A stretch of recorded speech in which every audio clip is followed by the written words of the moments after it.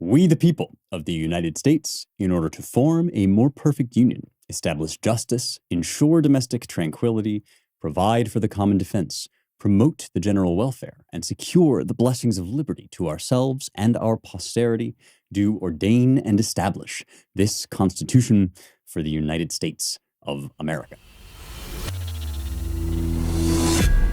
So we've been making some aesthetic adjustments around the house lately, and one thing that makes that so easy to do is public goods. No matter what kind of design you have in your kitchen, if you want to repaint, if you want to do whatever, their packaging just always looks so clean and sleek. And it's such a contrast because in addition to being kind of ugly, a lot of the stuff that you get at the grocery store has all these weird chemicals in it that makes it like bright blue or whatever.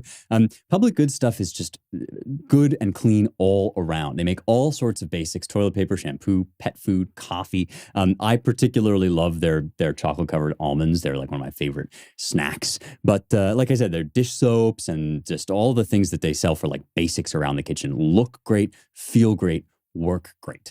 I worked out a really good deal with them. When you go to publicgoods.com/heretics or use the code heretics at checkout, you will get $15 off your first public goods order with no minimum purchase. No minimum purchase means that's $15 of free stuff. Public goods, publicgoods.com/heretics, or use the promo code heretics.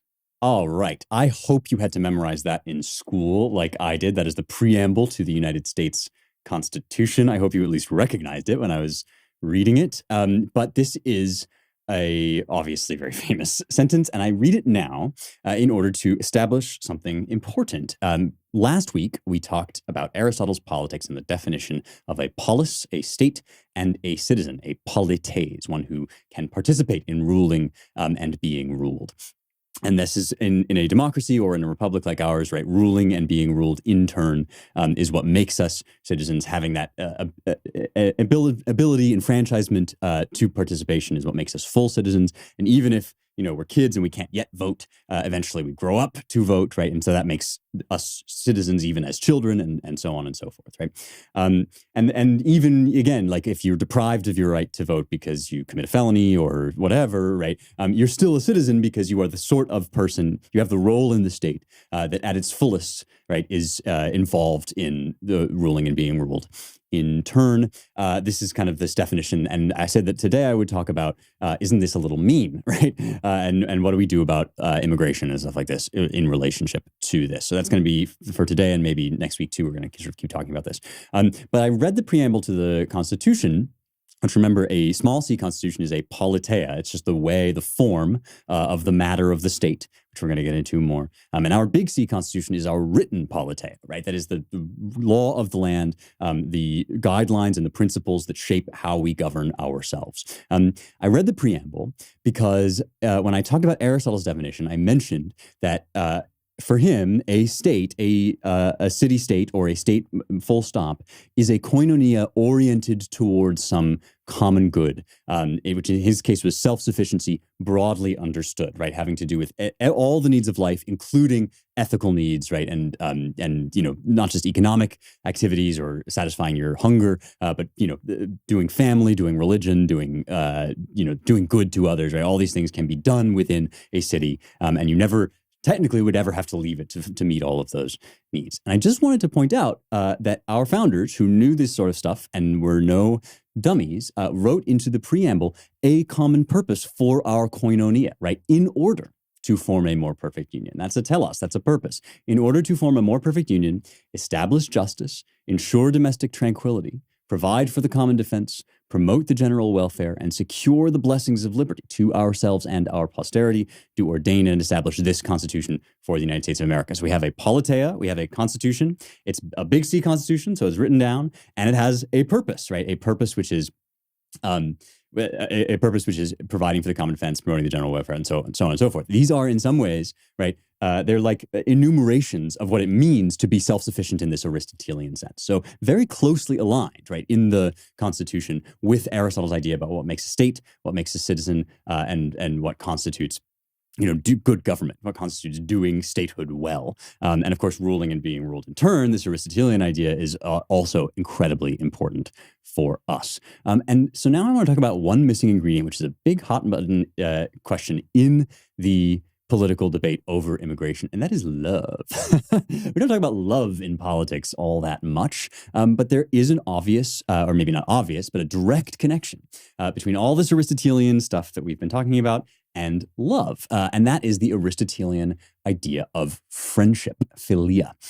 When you have two people, it could just be you and me, right, oriented towards some common good together.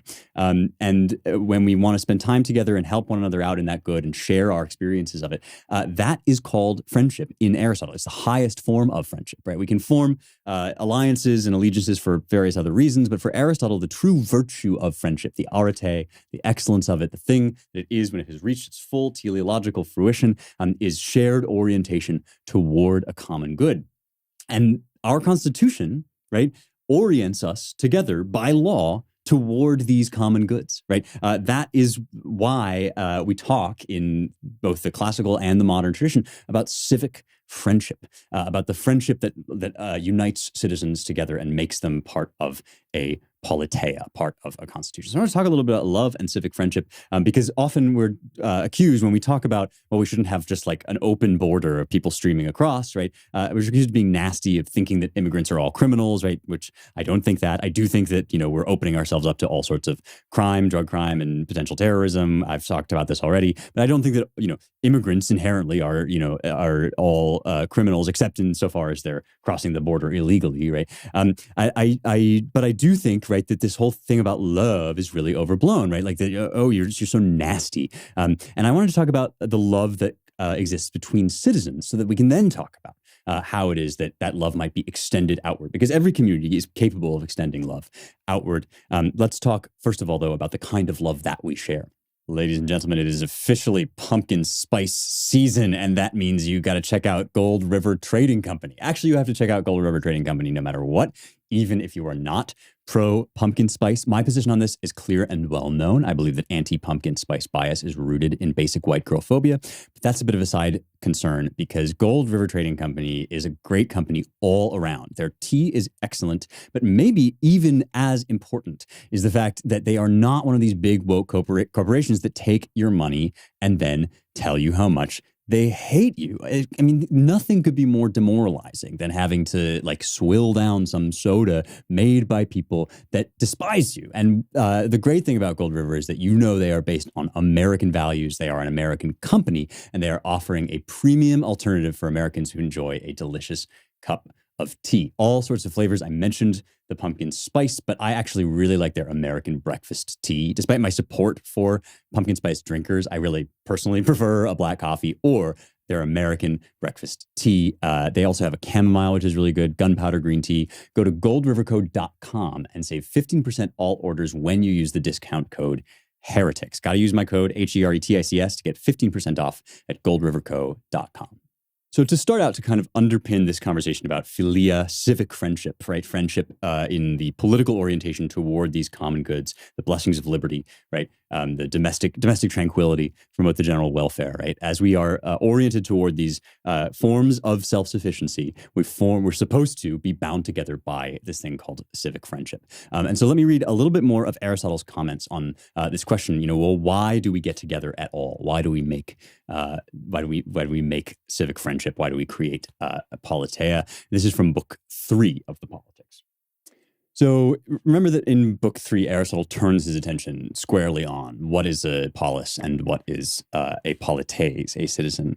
And he starts to talk about this interesting question, which is, if you had just a bunch of people living together, or indeed if you encircled people in a big wall, would they then be automatically a polis? And here's what he has to say about this.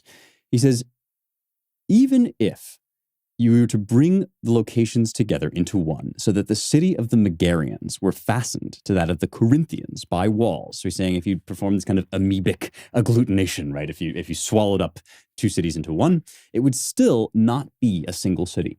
Nor would it be if they practiced intermarriage with one another, although this is one of the shared things that are peculiar to cities.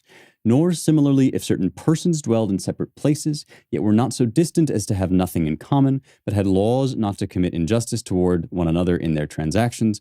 For example, if one were a carpenter, one a farmer, one a shoemaker, one something else of this sort, and they were 10,000 in number, yet had nothing in common except things of this sort, exchange and alliance, not even in this way would there be a city. What then is the reason for this? It is surely not on account of a lack of proximity of the community. For even if they joined together while sharing in this way, but each nevertheless treated his own household as a city, and each other as if there were a defensive alliance merely for assistance against those committing injustice, it would not by this fact be held a city by those studying the matter precisely, if that is, they shared in a similar way when joined together as they had when separated. It is evident, therefore, that the city is not a community sharing a location and for the sake of not committing injustice against each other and conducting trade. These things must necessarily be present if there is to be a city, but not even when all of them are present is it yet a city. But the city is the community in living well, both of households and families, for the sake of a complete and self-sufficient life. This will not be possible, however, unless they inhabit one and the same location and make use of intermarriage. It was on account of this that marriage connections arose in cities, as well as clans, festivals, and the pastimes of living together. This sort of thing is the work of affection, philia, for affection is the intentional choice of living together. Living well, then, is the end of the city, and these things are for the sake of this end. A city is the community of families and villages in a complete and self-sufficient life. This, we assert, is living happily and finely. The political community must be regarded, therefore, as being for the sake of noble actions, not for the sake of living together.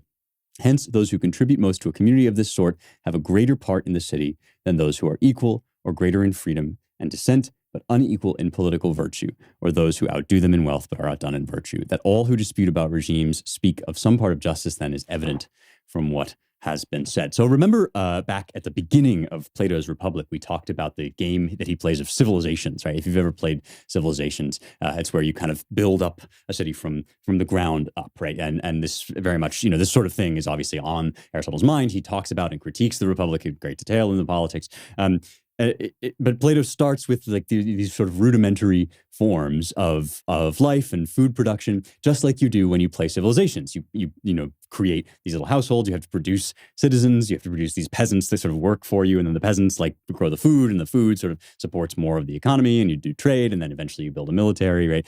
And once you get to self-sufficiency, right? Once you have all the forms of life, the highest forms of human life contained within this community, within this sort of like little civilization that's built up, you have a city. And Aristotle is saying those are not just people that happen to occupy the same space, and they're not even just people who have a sort of non-aggression pact with one another. They are people who are committed, by definition, right? Who are committed to laws, right? And this is why this phrase, a government of laws and not of men, is so important in our history and in our traditions. And I'm going to get into this more in a little bit. But, when each household lives as a city unto itself, even if it's next to a bunch of other households that are getting along with it, that's just a bunch of disparate little mini communities. That's not actually a city for Aristotle, because it's not a form, right? It's the matter of it is there. The hule, the people are there. But a morphe, right, which is a form, has to do with a relationship structure. And that relationship structure has to be in place. They have to be bound together by a shared goal, right? By a common good,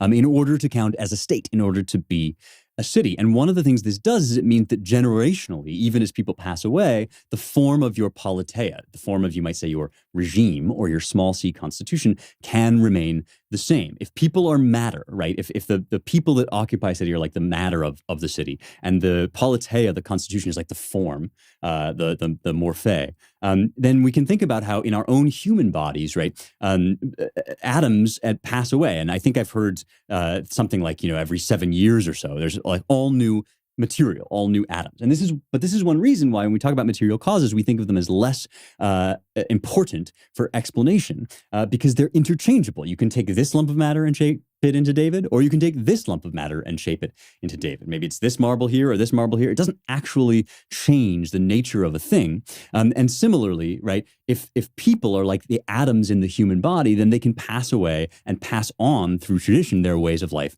to others. we, the people of the United States, in order to form a more perfect union, right? In order to do these things, this is why we live together in these ways. And these goods of self-sufficiency, of total self-sufficiency, are part of why we are organized at the federal level the way that we are, the way that our states are organized, and then finally the way that our communities are organized. And it is an act of love because it's an act of pursuing the good together. This is what civic friendship is. Now, I want to point out kind of two related and important things about this. The first one I've kind of already touched upon, and that is that, in order to do this, right, you need to have laws, right? You need to have laws that can't be broken, because otherwise you're just under this kind of arbitrary rule, right? Otherwise you may be operating in ways that are actually working fine, right? But you haven't created a state unless you have certain things that are legal and illegal. And one of the reasons for that is because in order to do these kinds of things, right, in order to operate together in friendship, in order to have similar values, in order to pass those values on from generation to generation, right, there have to be rules about how things go. And you can only form those rules within a community that has continuity over time. And so when people say, this influx of more and more people from outside the country is damaging and dangerous for us, they're not saying that because it's like bad brown people, because brown people are bad. They're not saying it because they could come from like anywhere. They could be white, they could be any color, purple, I don't care. If you bring a bunch of people into a city who have not lived according to the ways of life of that city, it takes time and effort to assimilate them into that way of life so that your state can remain the way that it is, so that the morphe of what you're doing, which is, again, ensuring common prosperity, right, and tranquility, can endure, right? And there's only a certain amount that we can do that in any state, right, without kind of losing control of it. And so this is why when we point to like crime and disorder and the lack of resources that we have, right, this is what we're trying to say, is we're swelling the ranks of our city, of our state, rather, so quickly that we're no longer able to kind of assimilate and preserve these ways of life, which again exist out of love for one another, right? It's out of love for our fellow citizen that we're supposed to be doing this country at all. And so if we have that responsibility of love to them, right, if it is our job to preserve their tranquility, to care for our neighbor, then we have therefore a duty not just to throw open our borders, right, to any number of people that want to come in, because it compromises that effort that we're making, right? The world is not like an easy, happy, peaceful place automatically, right? It's through the states that we form that we ensure that for one another. And yes, we do want to then offer those goods to the world, and we're going to sort of get into that in a second, but you can only, just logistically speaking, right, you can only do that so much before you start to compromise the work of love that you are engaged in or supposed to be engaged in with your fellow man. The other thing that's really necessary, right, when you are forming this form of state is something that I've, again, already mentioned, and that is the cultural transmission, right, throughout generational history. So teaching kids in school, this is our form of government. This is why we believe this form of government is more just, right, because ruling and being ruled in turn is more just than having a kind of stunted citizenship under a tyrant, right? These sorts of things that we might pass along to our kids so that they believe in them. Well, we're not even doing that the way that we ought to be doing it within our community, right? So the one thing that is very disconcerting to people that generally think America is a good country, right, is the idea that we can't even pass that along, the mode of life that we do, the mode of liberty that we seek, the blessings of liberty that we're securing together. We can't even pass that along in our public schools to the people that are already citizens. And so now we're going to take in masses and masses of more citizens, and it doesn't seem very likely that we're going to invite them into this mode of life. So it's like either America is a good thing, right? And therefore, out of love, I mean, let's say your claim, right? Out of love, we want to give American citizenship to all of these people. You say, okay, well, so then American citizenship, right? Participation in this government, in this politeia, must be a good thing, right? And so if the way that you want to give it over to others compromises the nature and the structure of the state itself, compromises its laws, involves disregarding laws already on the books, turning us into a government of men who decide when the laws are going to be enforced rather than of laws, right? Then you're really not even doing the act of love that you claim to be doing, which is giving America to foreigners, right? To people that are coming in seeking asylum or seeking the country here. If you just open up your borders entirely, you have inherently disintegrated the thing that you're supposed to be giving out of love to other people, right? And you've compromised it for the people who are already here. So this is, to me, one reason why once you start to dig into the nature of citizenship and the nature of our state and the purpose of it, right?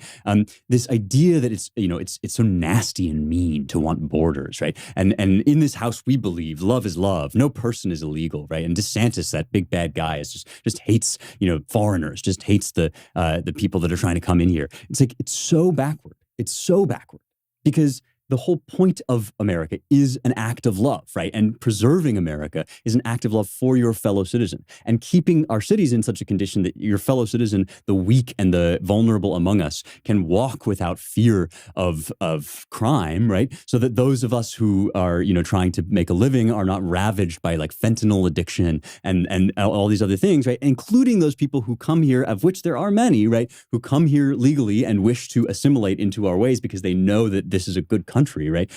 Those people too are harmed, maybe most harmed, because they are here for their belief, right? Those who seek legal citizenship here, and even many of those who seek citizenship illegally, right? Even though I believe that what they've done is wrong, right? Nevertheless, they are in many cases, most cases even maybe, doing so because they recognize that the thing they're pursuing is a good thing. And so if we can't preserve that, then it's nothing like an act of love, right? It's nothing like an act of love to destroy the very thing that you claim to be giving to others while also taking it out of the hands of the people who already have it, right? This just seems to me like, I'm all for love, right? It's not like, oh, love is so squishy and nasty. I actually am like pro-love. I think that love is like the point of all life, and philia and friendship, right? Civic friendship seems to me like the highest good, or one of the highest goods that you can pursue in a constitution. But you have to understand what it is, even if you're going to say that you're going to, open it up to a certain number of other people. And that is why this border crisis is a crisis, right?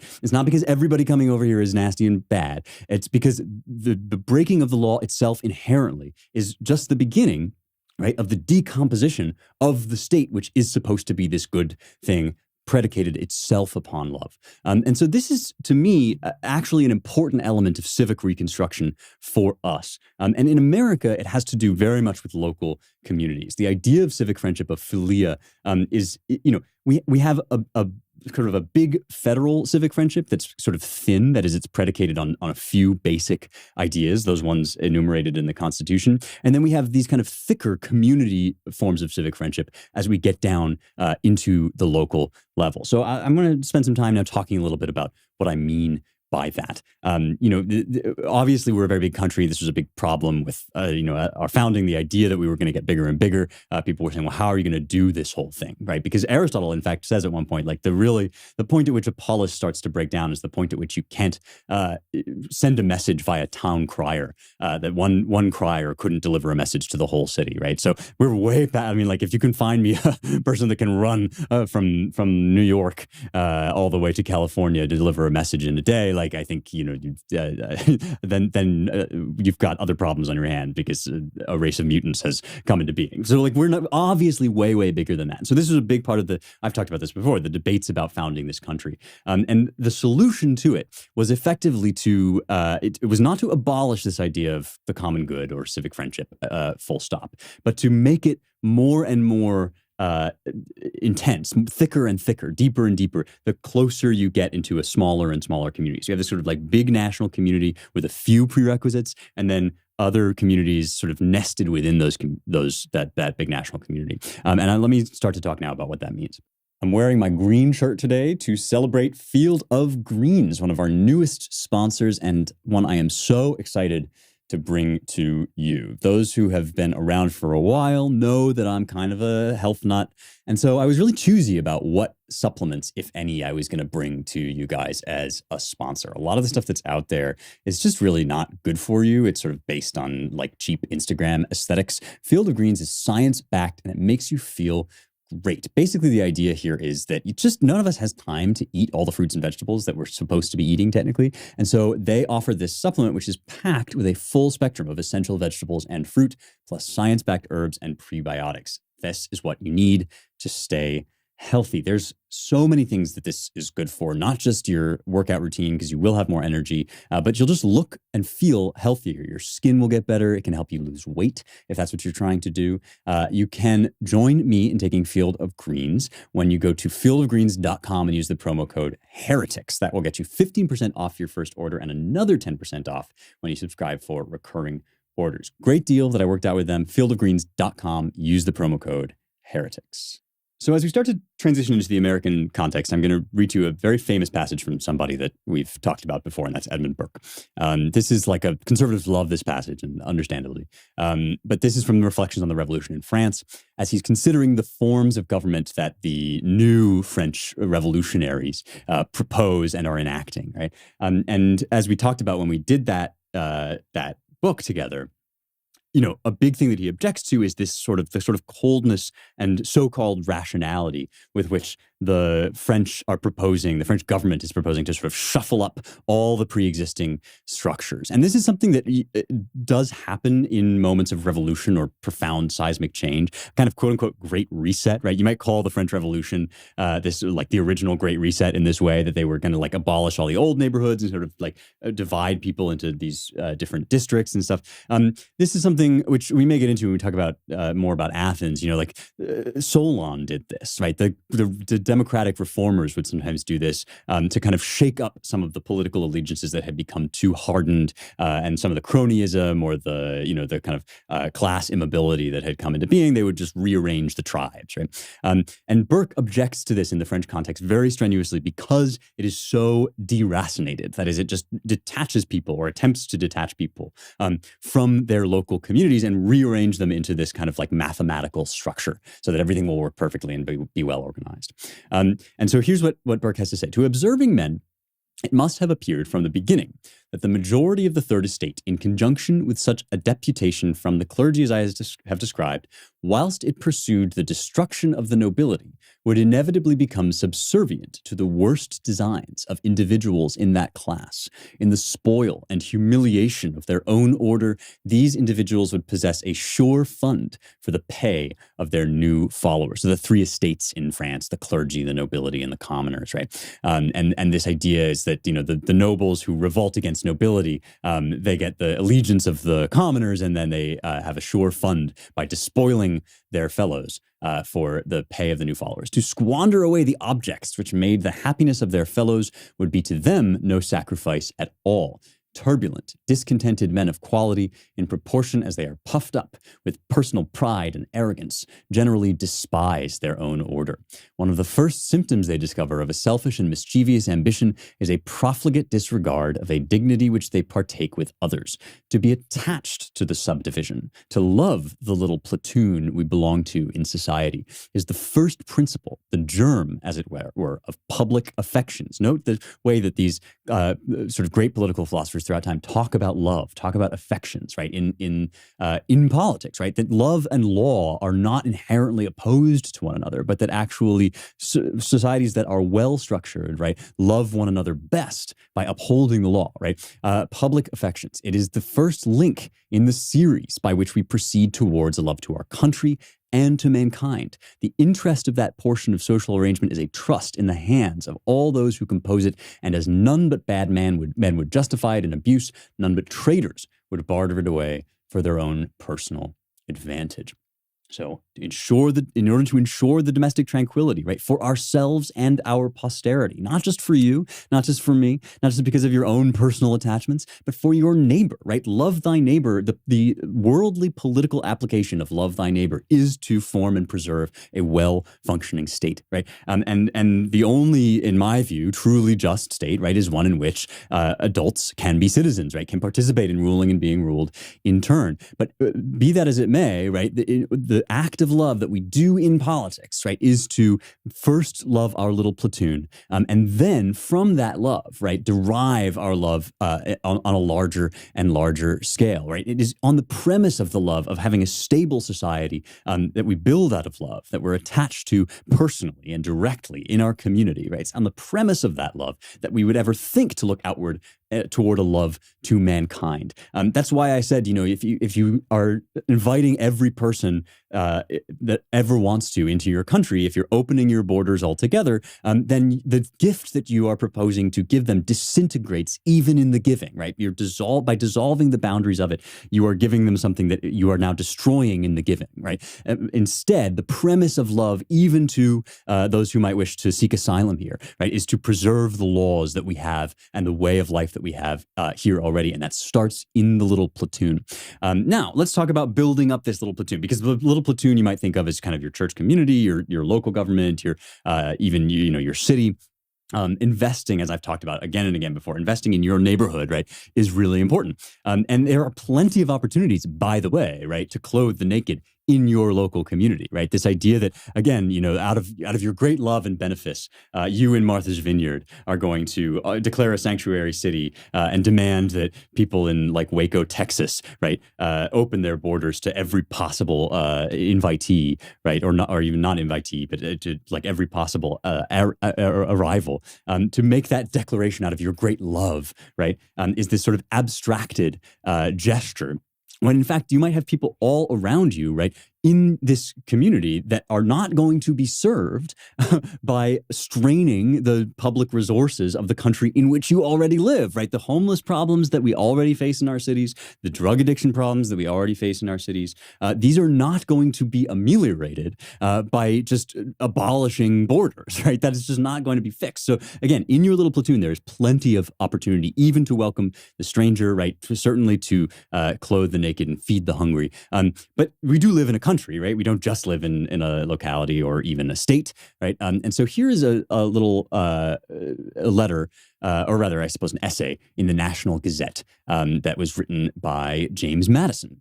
This is about the Democratic Republican Party. So I don't want to, in this episode, maybe later, I don't want to get too into detail about the formation of early American political parties, but Madison is basically making here an advertisement for the Democratic Republicans over and against the Federalists. And so he's kind of saying there are two parties in this country. And by the way, if you think that our partisanship is like unprecedented, you should read some of this stuff where it's like, the Democrats just hate God and everything, and the Republicans just, hate brown people and gay people, right? This stuff is old. And of course, we do have really, I don't want to minimize our very fundamental disagreements along party lines in this country, but also this is part of political rhetoric in America. And this is what Madison has to say. He says, one of the divisions consists of those, the country is divided into two parties. One of the divisions consists of those who from particular interest, from natural temper, or from the habits of life, are more partial to the opulent than to the other classes of society, and having debauched themselves into a persuasion that mankind are incapable of governing themselves, it follows with them, of course, that government can be carried on only by the pageantry of rank, the influence of money and emoluments, and the terror of military force. Men of those sentiments must naturally wish to point the measures of government less to the interests of the many than of a few, and less to the reason of the many than to their weaknesses, hoping perhaps in proportion to the ardor of their zeal, that by giving such a turn to the administration, the government itself may by degrees be narrowed into fewer hands and approximated to an hereditary form. He's saying that other party wants basically to gradually gain oligarchic control over the state. The other division consists of those who, believing in the doctrine that mankind are capable of governing themselves and hating hereditary power as an insult to the reason and an outrage to the rights of man, are naturally offended at every public measure that does not appeal to the understanding and to the general interests of the community, or that is not strictly conformable to the principles and conducive to the preservation of republican government. This being the real state of parties among us, an experienced and dispassionate observer will be at no loss to decide on the probable conduct of each. The anti-Republican party, as it may be called, being the weaker in point of numbers, will be induced by the most obvious motives to strengthen themselves with the men of influence, particularly moneyed, which is the most active and insinuating influence. It will be equally their true policy to weaken their opponents by reviving exploded parties and taking advantage of all prejudices, local, political, and occupational, that may prevent or disturb a general coalition of sentiments. The Republican Party, as it may be termed, conscious that the mass of people in every part of the Union, in every state, and of every occupation must at bottom be with them, both in interest and sentiment, will naturally find their account in burying all antecedent questions, in banishing every other distinction than that between enemies and friends to Republican government, and in promoting a general harmony among the latter, wherever residing or however employed. Now, this is, again, I don't really want to waylay us with a long discussion of how accurate a description this was of American society at the time. There's obviously some partisan advertisement going on here. However, what I want to point out is that there's something very interesting about James Madison making this argument in public, because Madison is the author also in the Federalist Papers, in Federalist 10, of the most famous argument for what you might call an American version of little platoons. I've read it before on this show, but I just think it's one of those brilliant pieces of writing in the Federalist Papers, is this notion that because we're going to be an extended republic, we need to form these kind of local factions and interest groups and communities, and that will actually be to our benefit because it will be harder to gain total control, right? The kind of mass government of all that conservatives today are very wary of, right? And so this Madisonian idea is that actually diversity is our strength in this way, right? Not just because it's diversity, not just diversity of any kind, right? Not diversity of the like purely or merely demographic nature, but diversity of the true kind, which is to say different forms and ways of life, right? The platoons look very different in Martha's Vineyard than they do in Texas, than they do in Miami, than they do here in Nashville. And in general, that's a good thing, right? If you don't, this is the, laboratories of democracy idea. We still have these ideas very live in all of our political rhetoric, that you don't, if you don't want to live a certain way, then there's all these other ways that you can go. You can become Amish if you want, there's like an enormous variety of ways of life, and no one particular form of doing community has been able to impose itself full stop on American life. And this is still true, by the way. We're talking about all this diversity crap, all this like, oh, we're such a monolithic culture, or we're whitewashing things all the time. It's like, drive across America for 3 hours, just 3 hours. You don't have to do a cross-country drive. Just like drive as I did across America for just a short period of time. When I traveled from LA to Nashville, I drove, right? And we were just looking out at this incredible expanse, and every place we stopped was different, right? The diversity of communities in the heartland, on the coasts, it's an amazing thing, right? And so the idea is, in fact, that it's better for these things to be many in a Republican form of government, because you don't want any one of them to be able to seize control. And if they form too much of a kind of monolithic body, then you should be worried. But if instead what they do is they compromise with one another in order to get their aims across, then that's good, right? That means that you moderate your desires and demands in conversation with your fellow men. Having said all of that, it is very interesting to now find Madison making a distinct argument that is nevertheless compatible with his idea of localism in this paper on the Democratic-Republican Party. So let me read to you again this other thing that Madison says in the National Gazette, right? He says, the Republican Party, that is the group of people that he wants to gather to himself under one political heading, conscious that the mass of people in every part of union and every state and of every occupation must at bottom be with them, both in interest and sentiment, will naturally find their account in burying all antecedent questions, in banishing every other distinction than that between enemies and friends to Republican government, and in promoting a general harmony among the latter, wherever residing or however employed. He's basically saying at the national level, when we do politics, we're dealing with very big questions that don't necessarily need to touch upon these sort of smaller issues of how we do life, right? And in that context, anybody is my civic friend who believes in a Republican form of government, right? This is, to Madison, this is the base of the friend-enemy distinction, right? And philia, civic friendship, consists in loving and desiring the Republican form of government and wishing to preserve, right, representative government. And so, this is why even Trump fans such as myself are extremely, and even people who, like me, are like totally disgusted with the January 6th investigation committee, nevertheless, right, extremely concerned about the election fraud stuff, especially the more I read and pay attention to it, the more it seems like the election, was not stolen. And so this is why, like, when Trump does this stuff, it's like, yeah, bad Trump, doesn't mean you should raid his home at Mar-a-Lago, doesn't mean that you should make a political enemy of him. But like, if there's one thing, right, that we all have to kind of buy into as civic friends, right, it is this Republican form of government. That's the foundation of our philia and our love. And so if I am able to speak out against Trump, on that score, then I am also confident in speaking out against the open borders people, right? Against the people that are, just not enforcing our border law, or demonizing those who do, or declaring their intention as a government of men, simply not to, deport those who are here illegally, right? These sorts of things are damaging to our civic friendship, and they are not acts of love. They are the opposite, right? They destroy the forms of love that we as a community, as a naturally political group of people, right, are able even to offer and to form. And in order to even talk about immigration, which is always going to be a thing, right? We're always going to have people coming to this country. We should want smart and capable people to come to this country and make us better. All of that is true, right? But in order to do that, we have to be invested in the preservation of this morphe, of this form, right?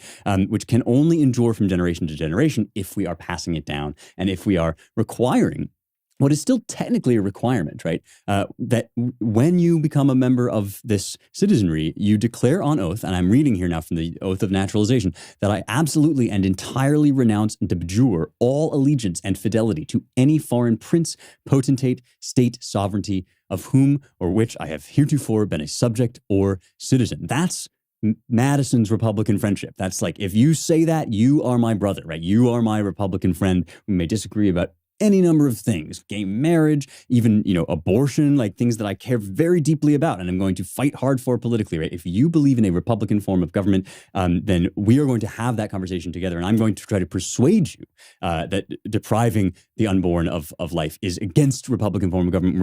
We'll be able to have that conversation because we have both agreed that we are fellow citizens, we are civic friends, and we're doing this together from the local level up to the state level, all the way up to the federal level. That's the whole point. That's what we're doing. If we don't want to do that, we shouldn't have a country, right? In 1866, the Civil Rights Act, before the 1900s Civil Rights Act, right, gave citizenship, and it gave citizenship to all persons born in the United States and not subject to any foreign power. That's the point of this stuff, right? Is that we all agree on this form of civic friendship, right?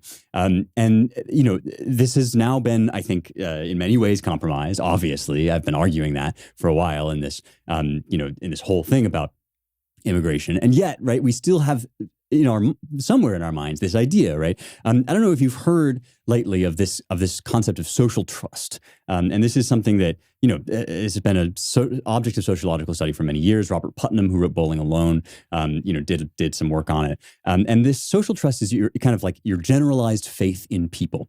And when I talk about civic friendship and civic love, I'm talking about the kind of ingredients of social trust. And again, America is engaged in a very noble and important and amazing thing, which is that we're trying to form social trust under the banner of this Republican form of government, even as we have all sorts of different ways of life in our country, right? But social trust is the sort of thing, if I trust you personally, that's like, because I know what you're like and I can rely on you. Maybe we've had some good interactions in the past.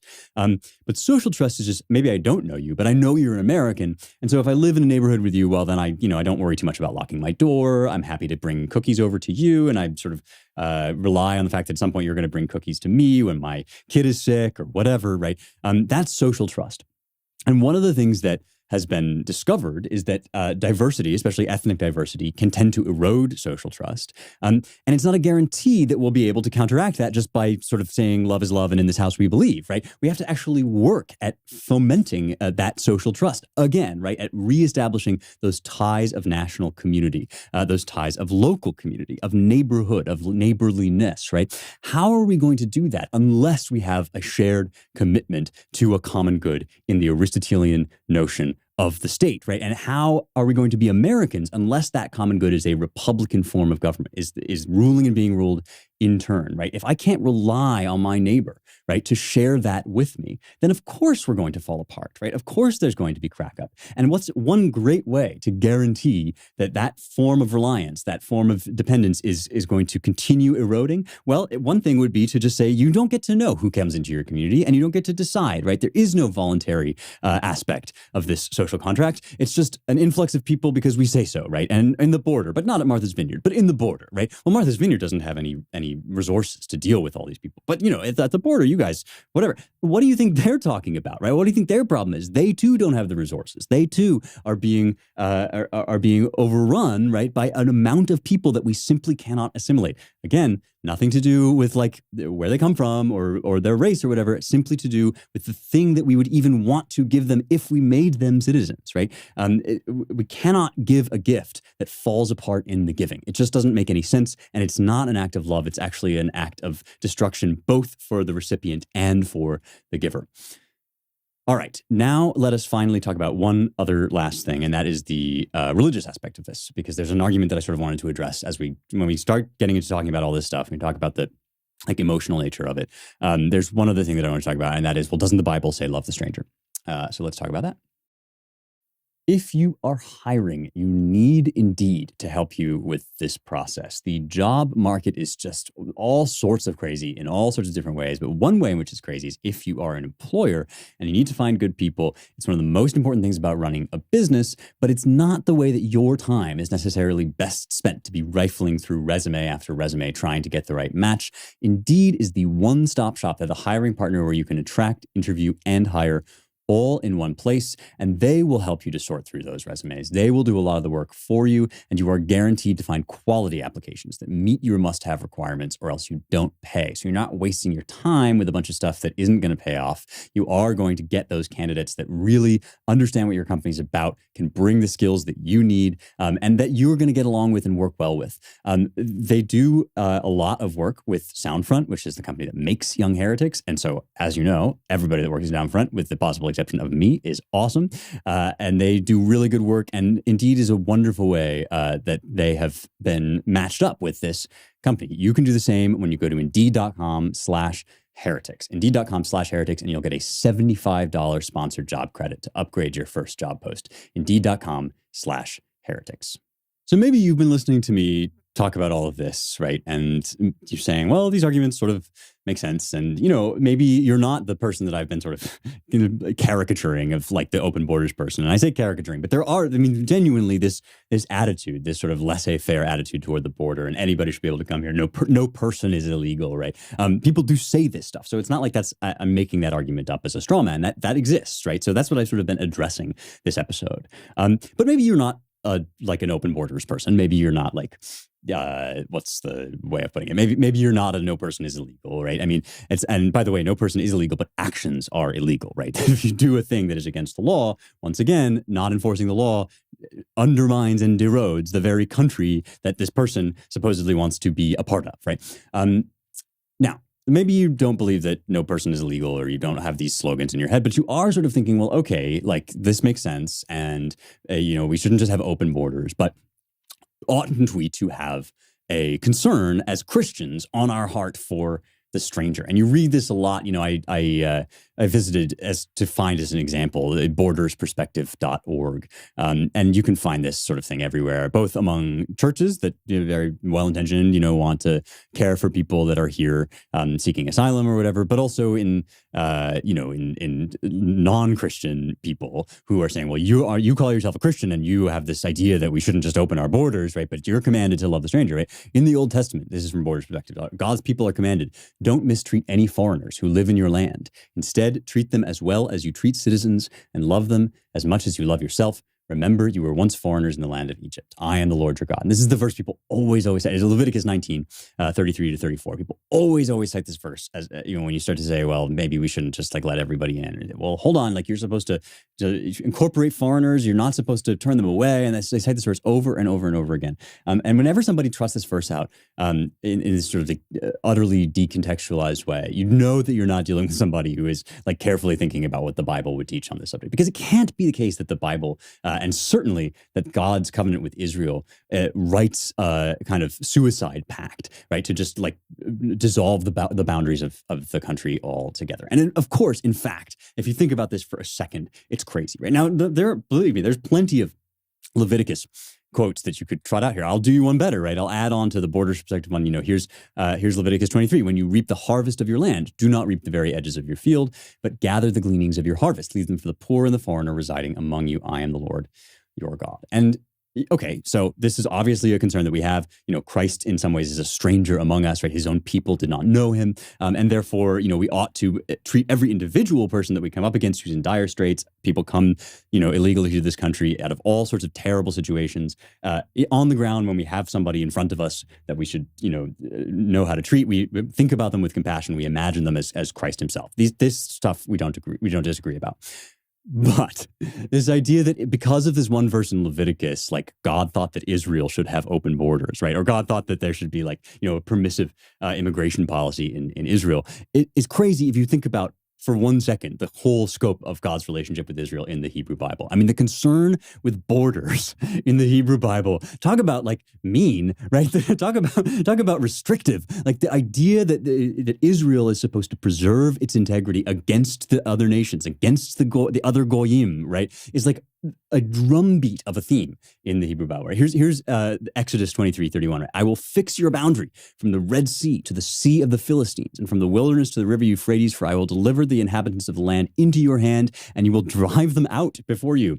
You shall not move your neighbor's boundary mark. This is Deuteronomy, which the ancestors have set in your inheritance, which you will inherit in the land that the Lord your God gives you to possess. So yes, of course, Israel was commanded, we are commanded, right, to care for the stranger and to care for those in dire straits.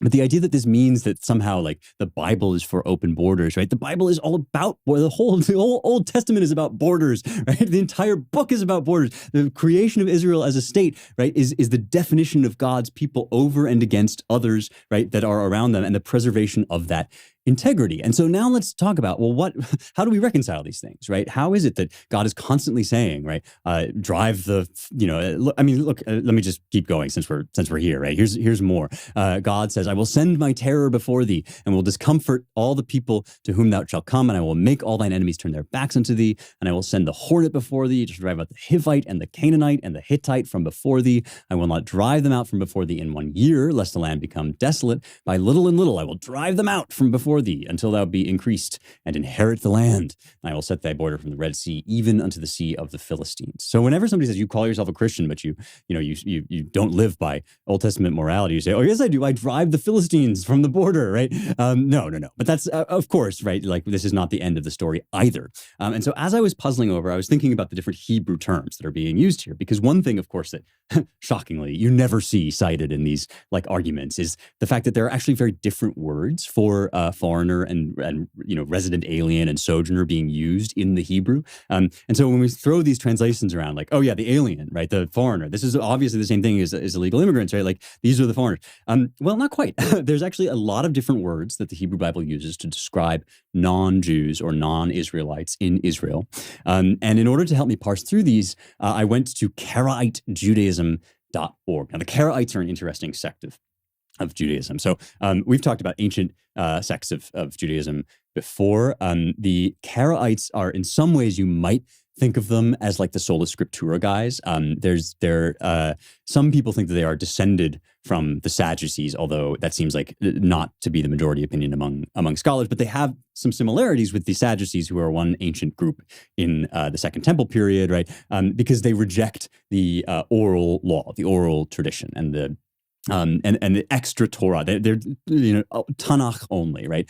Only the what we would call the Old Testament, what they would call the Bible. The Tanakh is the Torah, the Nevi'im, the prophets, and the Ketuvim, the writings. And so these written scriptures are for them like the whole of the authoritative statement of the faith. And I'm not here to make any sort of like adjudication between the different parts of modern Judaism. But I'm just here to say that the reason I went to look to the Karaites is because one thing this does is it makes them extremely careful readers of the text of the Bible itself, right? They're very careful analyzers of the Hebrew Bible. And so one thing they have is this page about all the different kinds of words that are used in the Hebrew scriptures to talk about foreigners and outsiders, right? And so you go to their page on, ger, nakher, and goy. So I've already mentioned goy is like a people, right? So many different peoples. Israel is a people, but the goyim are typically the other peoples, right? And so that's where you get the word goyim. Have you ever heard somebody say it's a goyim? It means he's a non-Jew, right? And so this is one word that's being used. But then I was starting to look at all these different verses. They compile these verses, and this really interesting trend begins to emerge.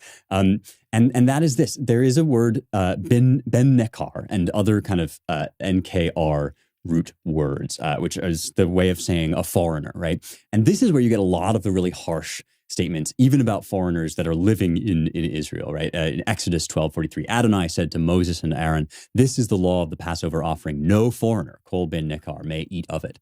Numbers 151, when the tabernacle is to set out, the Levites shall take it down, and when the tabernacle is to be pitched, the Levites shall set it up. Any outsider who encroaches, any hazar who encroaches, shall be put to death, right? So this is another, these are words, azur is another word for foreigners. So nekar, zur, right? And these words describe people or are used in contexts where there are these kind of very harsh separations being put between the Israelite way of life and the foreign way of life. Then there's a word gur or ger. And this comes from the word to sort of sojourn or to remain, right? And these are the guys, right, who are supposed to be invited to some of the festivals, who are supposed to pay attention to and listen to the words of the rabbis, and who are sort of integrated into life. And these are the guys who Leviticus says, when Leviticus is talking about love the resident, love the foreigner among you as the citizen, as your own self, right? That's the ger. These are the gur. And this is what the Karaites have to say. He says, there are people who are not part of a group which are zur. Those who know the ways of Israel, those who know not the ways of Israel are bene nekar.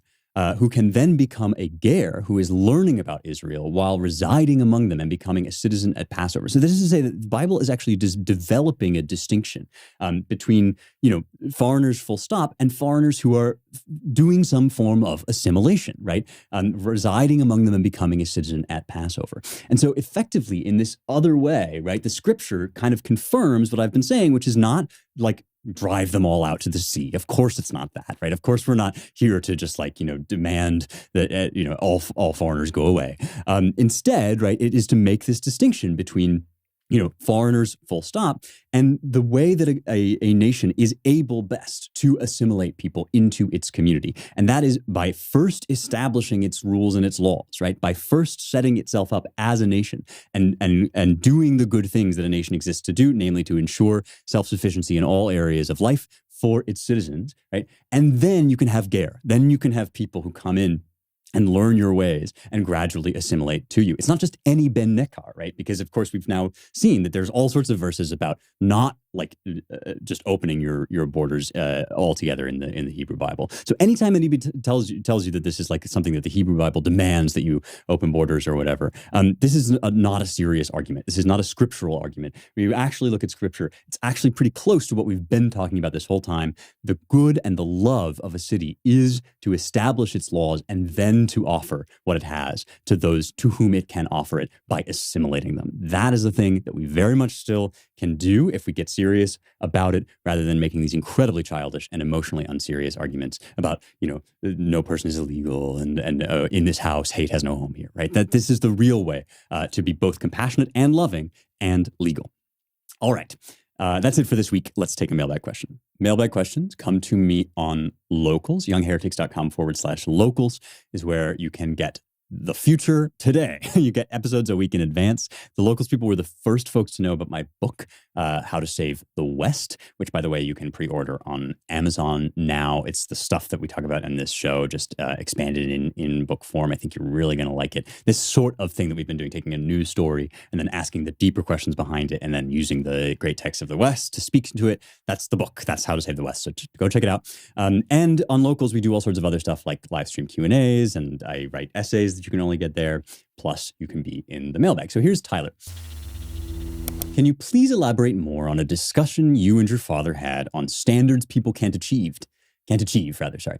It was mentioned in the last Daily Wire backstage, and considering your father set it up as a famous argument, I was hoping you could describe the ideas and why you still both think of it so often. Yeah, so this is one of those classic hiking discussions that my dad and I had, and I've talked all the time about like all the hikes that we used to go on, and we still, whenever he's in town, we still hang out, we talk and talk and talk. And we had, I guess it was I don't think it was an argument. I think it was a discussion. That's what he called it, right? Yeah, it was a discussion. It was a very passionate discussion. And he was saying maybe the church needs to make certain rules that it sort of knows people won't be able to live up to or follow, but it still has to enforce those rules as if they were absolute. And, examples of this include like divorce, right? That like maybe the church needs to say and teach no divorce ever. And even say like divorce is grounds for excommunication. And yet, and I hope I'm not misrepresenting what he's said here, but like, and yet, people who get divorced, might have a certain amount of leeway within the church, and the church would sort of know that there's going to be the world being the way that it is. The church would know that there is going to be slippage and sort of inadequacy in people, and so it would preach standards that nobody else can live up to, without admitting that nobody can live up to them. That was the key thing: is that the church would not admit that nobody can live up to them. It would just preach them as the way. And I was sort of really uncomfortable with this and remain on the fence about it. And maybe there's just no good answer here. But to me, there is such a thing as laws and rules that are good rules that nevertheless nobody can live up to. There are many of those. In fact, I would even say that all moral virtues are that way, right? We all aspire to virtues and we know that we will fall short of them. But the church should be the source of truth, and they should be a source of honesty, right? And because honesty is the communication of truth. And to me, it's like if your rule is absolute and you say it's absolute, then people are going to internalize that and feel as if they've kind of irredeemably fallen if they break that rule. And so if you have a rule that you actually think people can't live up to, I think that you should communicate. At the same time as you communicate the rule, you also communicate that, in fact, like there is going to be slippage and you're going to fall short. Now, the flip side, the counter argument to me, right, is that then what you do is you basically give people permission to break the rules. And one reason why I wanted to answer this question today is because, I've just been talking about how the laws of the country are the country in some ways, right? If you're going to have a government of laws and not of men, then that's what you're doing, right? And so you can't just go about breaking the laws willy-nilly because it seems nice to do so, right? And so I do kind of think like that's absolutely true. And yet, human life being infinitely varied and variable, you can always come up with a situation in which actually the right thing to do, like in your heart of hearts, the right thing to do is to, break the law in this instance. And like, I feel like it might even be incriminating for me to like say exactly when that might happen. But and these things are so amorphous that you almost can't say them without sounding like a fool, right? You have to sort of prudence dictates, right, that these things can be so morally ambiguous that sometimes there are questions with no good answers, and the right answer that you know in your heart to be right is nevertheless the one that on paper, according to the rules, is wrong. Our debate was not about that. We both agreed that sort of situation exists. Our question was sort of a sociological one about what's the most effective way to acknowledge that fact while still enforcing the rules. And maybe there are some people whose job it is just to enforce the rules and not, even though there are gray areas, not to acknowledge the gray areas because you need the rules there so that you can butt your head up against them and kind of change. And I guess where I come down on this is like, that is a good setup if the consequences for those edge cases and gray areas can somehow be relaxed, right? If there's some way that, even if you have this kind of father figure whose job it is to be the bad guy, and even if the father figure kind of knows and winks at the fact that like somewhere around the edges there are these things that don't fit his rules, then the father figure can't turn around, right, and like exile you for he has to actually be lenient in the moment when his daughter comes weeping to him and says, "Dad, I got in trouble," or whatever, right? So I guess that's, it's a question of prudence, and it's a question of how to enforce laws. I still come down on the side of honesty, but maybe that's the part of youth. And maybe my dad, in his wisdom, is just saying, no, actually, you have to participate in some noble fictions in order to keep law and order. But you can ask him about it too, see what he says. And we'll talk. I'm sure he and I will talk about it more next time I see him. All right. that's it for me. Thank you as always. It's so fun to talk with you guys. I think we may stick around with some Aristotle next week. Haven't yet decided, but you'll find out when you tune in. Don't forget to subscribe so that you won't miss the next episode. Share the show, give us a 5-star review, and I will see you next week for more truth, beauty, and the stuff that matters.